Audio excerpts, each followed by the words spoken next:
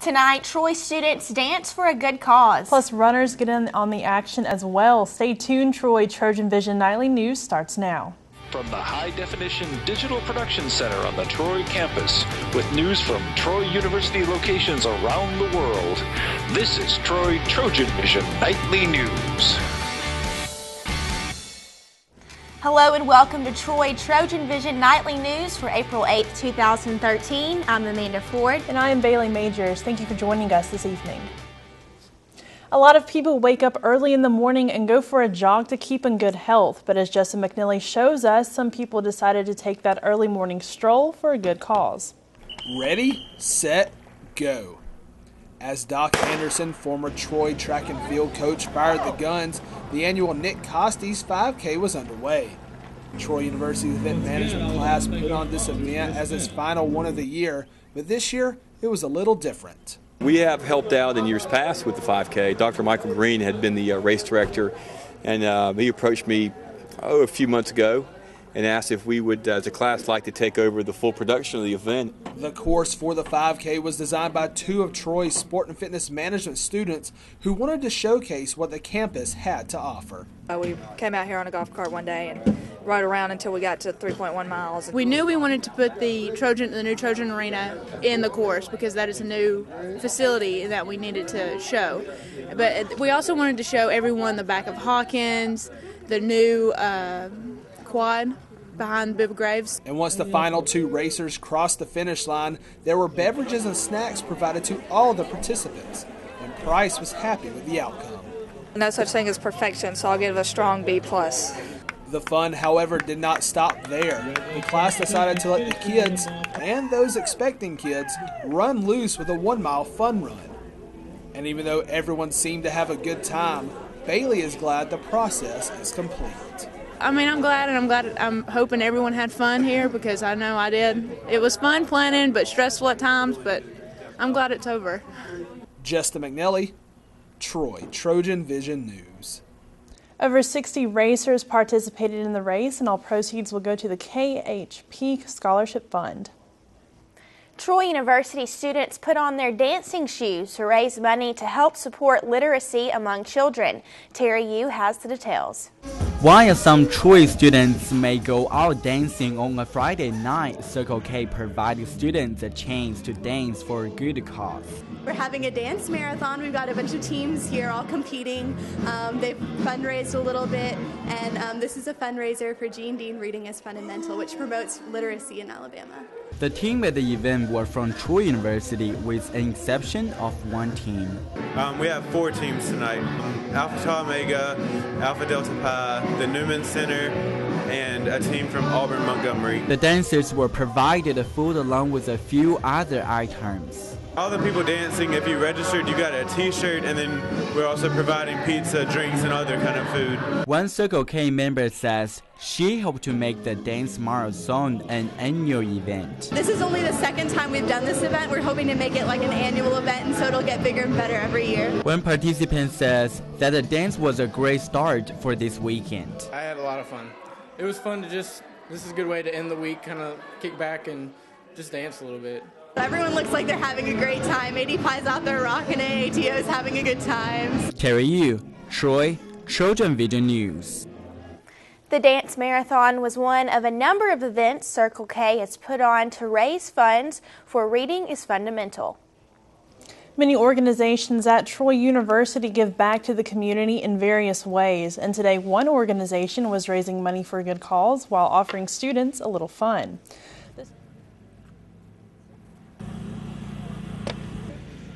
Step for Life Step Show, the carnival-themed fundraiser.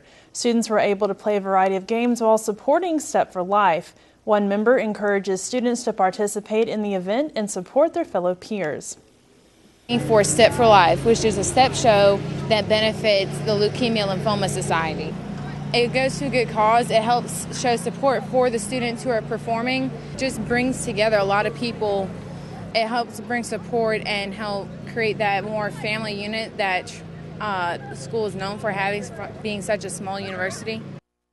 Tau Beta Sigma sorority will be holding a car wash on April 13th from 10 to 5 at Castrol on Highway 231 to continue raising money for the Step for Life Step Show. The Step Show is scheduled for April 20th. Troy University's music and singing group Populace is on tour and is scheduled to perform in downtown Troy tomorrow night. Populace is made up of students from the music industry program at Troy University. The group will perform pop numbers ranging from songs by Kansas and John Mayer to original works created by the students. Brittany Wilkerson from Ilium Records encourages all students and Pike County residents to attend the concert. Populace has a concert in Troy tomorrow night at 7:30. The doors will open at 7 at the studio downtown, and if you don't know where that is, it's 301 East Walnut Street, and it's free for students, and you just have to bring your student ID. Charles Henderson students can come with their student ID or faculty ID, and it's $5 for everyone else. Once again, the Populace concert will be at the studio in downtown Troy. The event is scheduled to begin at 7:30 p.m. And now taking a look at news from around the state. In Mobile, Airbus is starting construction on its first U.S. assembly plant. Top company executives and state leaders were in the port city today for a groundbreaking at the Airbus site at Brookley Aeroplex. Governor Robert Bentley says the start of work marks a great day for Alabama. And in Talladega, some turkey hunters are objecting to a recent decision to close fall turkey season. The Daily Home of Talladega reports that the decision was made last month by the Alabama Department of Conservation and Natural Resources Conservation Advisory Board. And in Birmingham, forecasters say severe storms will be possible in coming days over Alabama, bringing the threat of damaging straight-line winds and isolated tornadoes. The National Weather Service in Birmingham says powerful storms will be possible during the overnight hours of Wednesday night and into Thursday. Still to come on TrojanVision Nightly News, the softball team was looking for the sweep Sunday at the Trojan softball complex. Daniel Percival will be in with the details from that game and more ahead in sports. But first, President Obama is pushing for tougher gun laws. We'll have that story and more after the break. President Obama comes to Connecticut to continue the push for tougher gun control laws. I'm Randall Pinkston in Hartford with the story coming up. Massive earthquake has rocked the city. Worst natural disaster this region has ever witnessed.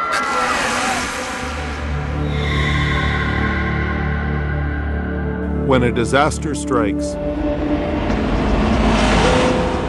time is a killer. The UN Central Emergency Response Fund jumpstarts relief efforts, which saves lives. Help us help in time. Donate now at rapiddisasterrelief.org. Our Troy program is one of the largest in Troy University. So whether students take classes in Tennessee or in South Korea or Japan or Vietnam, there is no difference in quality. Get your degree on your terms with eTroy online degree programs. Flexible, accredited, respected across the globe. Troy University. It's all you need to know. My name is Dr. Lee, Troy University College of Education, and I choose Troy. From the high-definition digital production studios of Troy University, you're watching the award-winning TrojanVision Nightly News. And now for a look at what's happening across the nation and around the world, we'll go to Amanda Ford at the Global News Desk. Amanda. Thanks, Bailey. Great Britain is mourning the death of Margaret Thatcher. The former British Prime Minister died early this morning. Tina Kraus reports from London. The Union Jack is flying at half-staff at landmarks across Britain to mark the death of former Prime Minister Margaret Thatcher. From Buckingham Palace to Parliament to the Prime Minister's residence at 10 Downing Street, Britain is remembering the 87-year-old who died of a stroke Monday morning. Margaret Thatcher took a country that was on its knees and made Britain stand tall again. Monday morning, admirers left flowers at her home. Thatcher rose to Britain's highest office in 1979 and stayed there until 1990. She took on unions, a far-off war in the Falklands, and helped end the Cold War. Her will and determination led to her unique nickname. The Russians said that I was an Iron Lady. She was a grocer's daughter who rose to become Britain's first and only female prime minister. She was a brilliant woman, really. I think she stood up for all us ladies. Thatcher spent 11 years doing business here at the Houses of Parliament. Lawmakers plan to pay tribute to the Iron Lady at a special session on Wednesday. Before she became prime minister, she served as education secretary, where the Conservative reduced school milk programs, earning her another nickname. All I can remember is she took away my milk when I was a young lad, so she was known as the Thatcher the milk snatcher. In recent years, her health declined and she suffered with dementia. Queen Elizabeth authorized Thatcher to have a ceremonial funeral with military honors, a step short of a state funeral. Tina Kraus, CBS News, London. President Obama is making a push to get new national gun control laws passed. The president took his appeal to the citizens of Connecticut today. Randall Pinkston is in Hartford with the latest. President Obama is traveling to Connecticut to rally national support for tougher gun control. At the University of Hartford, the president will call for action for the 26 victims of the Sandy Hook Elementary School massacre. The pain will never go away, and it is the obligation of the members of Congress who stood and applauded when the president called on them to vote on these issues to live up to that. On CBS's 60 Minutes, Scott Pelley talked with victims' families of the Newtown shooting. The mother of 6-year-old Ben Wheeler admits it feels like momentum may be stalled, but she will not give up the fight. But we're going to bring it right back so that America can see 4 months to them. It feels like it just happened a moment ago. After the speech, 11 family members of those killed in Newtown will go to Washington with the president. They will head to Capitol Hill to try to convince members of Congress to pass legislation they believe will save lives. Several states, including Connecticut, have already passed their own regulations to curb gun violence. Russell Porter is a gun owner. He supports universal background checks, but that's all. I would have laid down my life to save any of the people, children from Newtown, but I think they've overshot it. The Senate is wrestling with new gun control legislation. Some lawmakers say they won't back laws that ban assault weapons and high-capacity magazines. Randall Pinkston, CBS News, Hartford, Connecticut.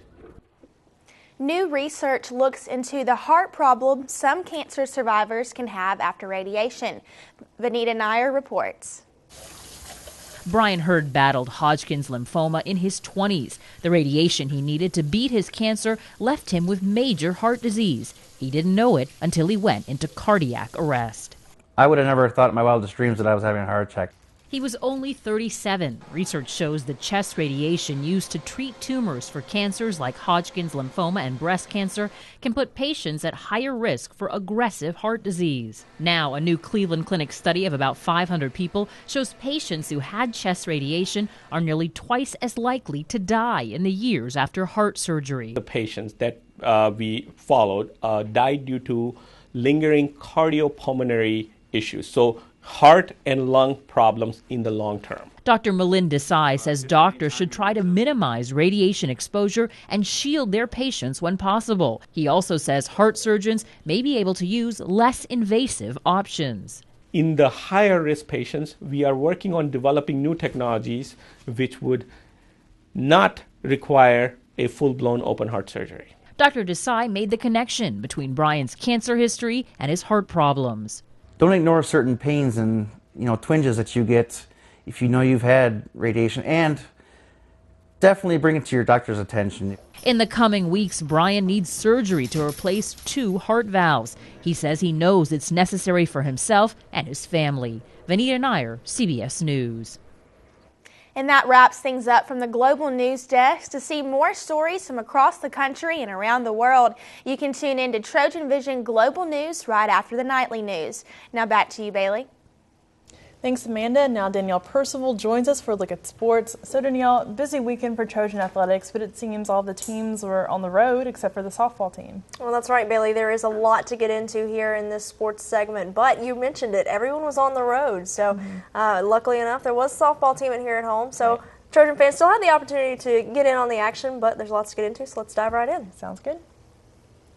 After a disappointing start to the series against Louisiana Lafayette, the Trojan baseball team was looking for a little redemption on Sunday. Troy scored 4 runs off of 6 straight hits in the first inning en route to a 10-4 victory over Louisiana Lafayette to close the 3-game series. Shane McCain threw his second complete game of the season, striking out 6 batters on 14 hits, but didn't give up a single walk in the game. McCain is the only undefeated pitcher in the Sun Belt with at least 5 decisions this season. At the plate, Josh McDormand finished with a career-high 4 hits to go along with a pair of RBI. Troy's victory snapped Louisiana Lafayette's 11-game home win streak, which was the second longest in the country. Head coach Bobby Pierce on the importance of McCain's performance. Complete game, another great performance from Shane McCain.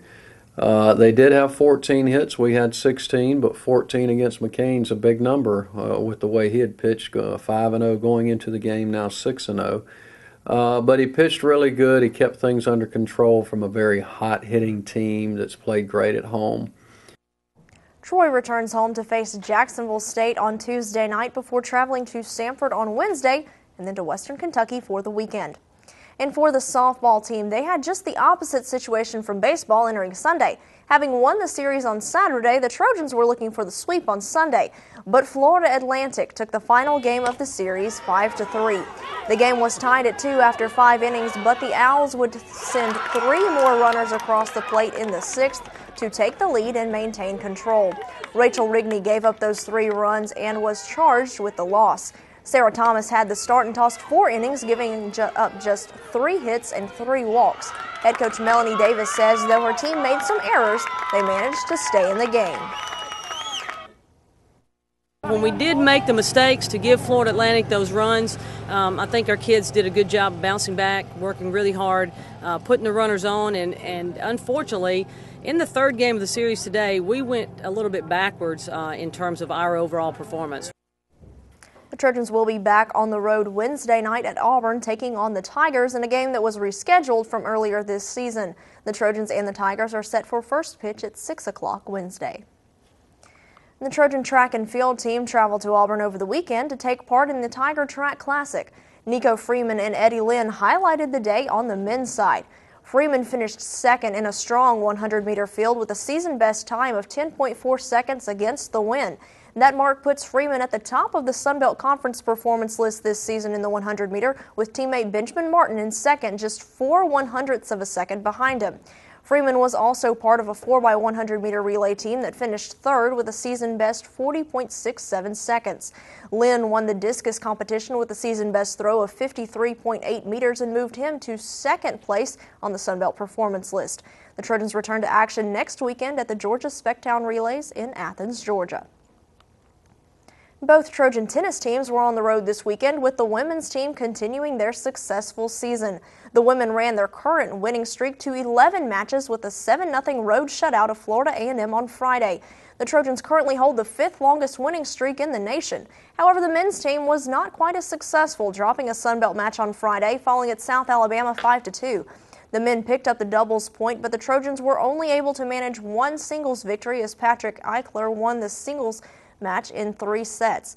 Both teams returned to the court on Tuesday at the Lunsford Tennis Complex, with the women playing host to Alabama State, while the men will welcome Florida A&M. Both those matches are set to begin at 2 p.m.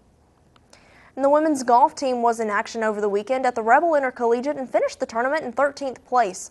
In the final round on Sunday, Sophia Bjorkman, Sarah Finvik, and Brooke Spinks all shot 74 or better to improve the Trojans' team score by 11 strokes over Saturday.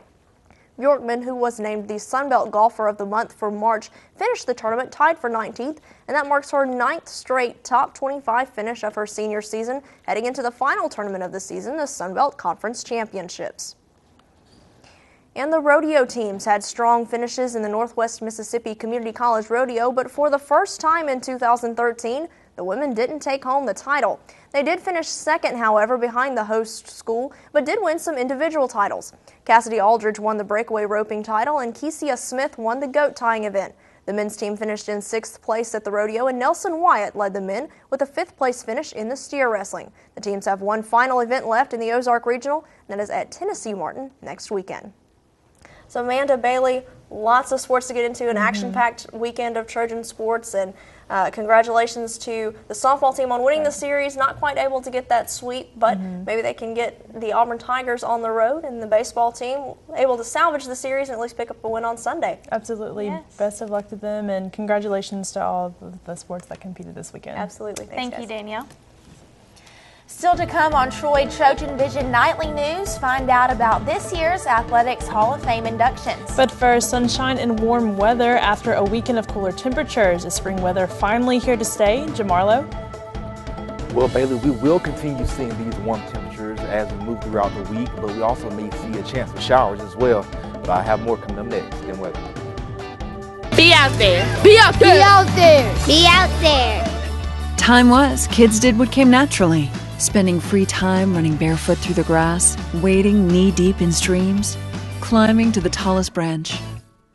But today, American kids are more likely found texting, watching TV, or gazing at a computer screen. They spend more than 7 hours in front of electronic media. Something essential has been lost: childhood's connection to the natural world.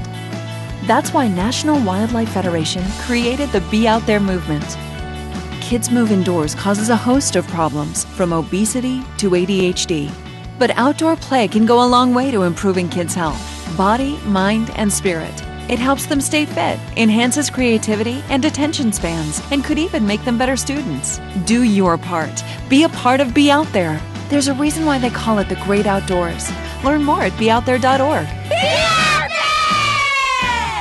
From the high-definition digital production studios of Troy University, you're watching the award-winning Troy TrojanVision Nightly News. Now Jamarlo Phillips joins us for a look at weather. So Jamarlo, we're finally seeing those nice spring temperatures. Are those looking to finally stay here for good? Well, Amanda, yes, these temperatures are going to stick around, but as we move throughout the week, we may see a chance of showers, but I'll get into more of that right now. But first, let's take a look at our campus snapshot. Taking a look across Bibb Graves Quad, we can see the sun is not yet set. We can see the students walking from classes, headed back to their dorms and even apartments.